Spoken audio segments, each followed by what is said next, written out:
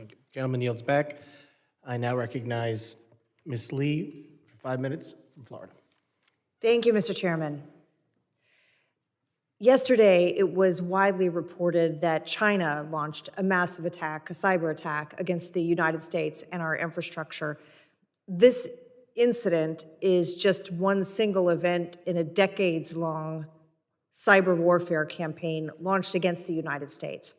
We should not expect these threats to lessen and should continue to engage with the proper stakeholders to determine how best to defend our infrastructure. And one of the things that's so important is what each of you has touched on here today, how artificial intelligence is going to empower and equip and enable malicious cyber actors to do potential harm to the United States and our infrastructure.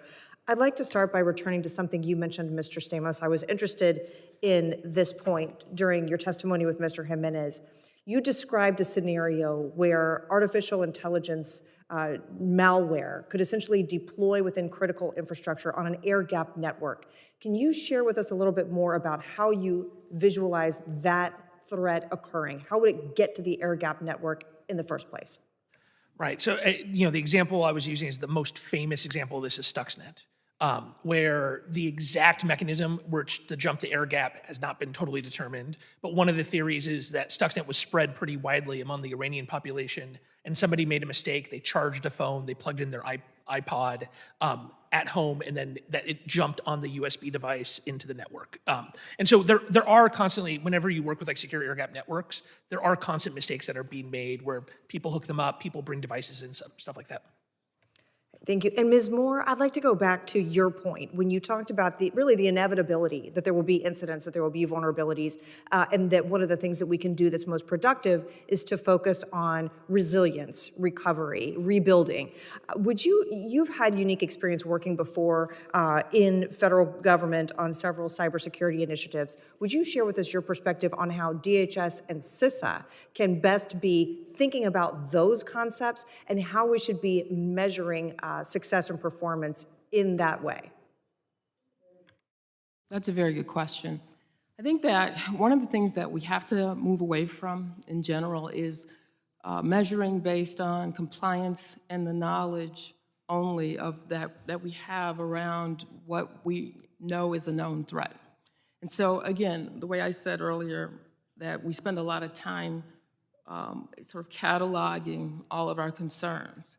And I think that when you look at industry, and you look at industry globally, and you look at the power of AI, and you consider the way that we manage markets today, the way that we have transactional data moving all over the globe in context, and we have the ability to have that information in front of us in real time, that's the way security needs to be. That's the way threat intelligence needs to be. It needs to be that way across all sectors, but curated for the specific sector. And so it'd be a way of sort of having a common record of knowledge amongst all of the critical infrastructure players and DHS and the FCEBs, and something that we could rely on that would be expedient in helping us to at least stay ahead of the threat.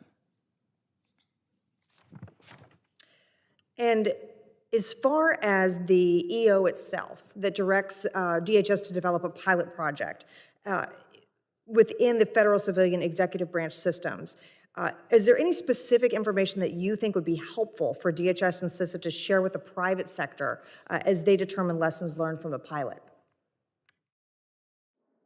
For me?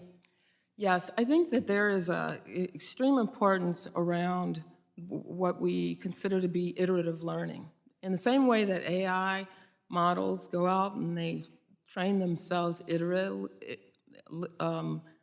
literally train themselves iteratively, we need to do the same thing. So in so many instances throughout global enterprises everywhere, we have lessons learned, but they're not always shared completely, nor do we model these threats in a way that we learn collectively where the gaps are and do that consistently.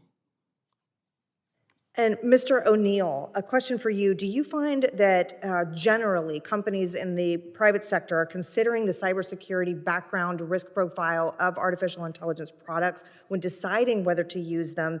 And how can CISA better encourage that type of use of AI that is secure by design? Thank you for the question.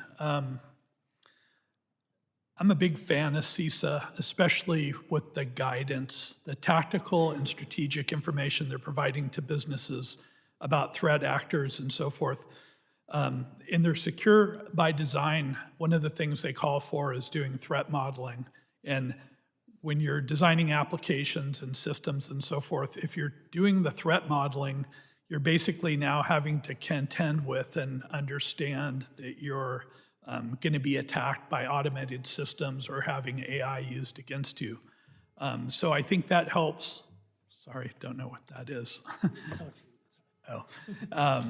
Not to That worry. would be one thing. The other thing I would recommend to CISA would be they're very focused on giving great information about the type of exploits that attackers are using, and it really helps with defenses and so forth.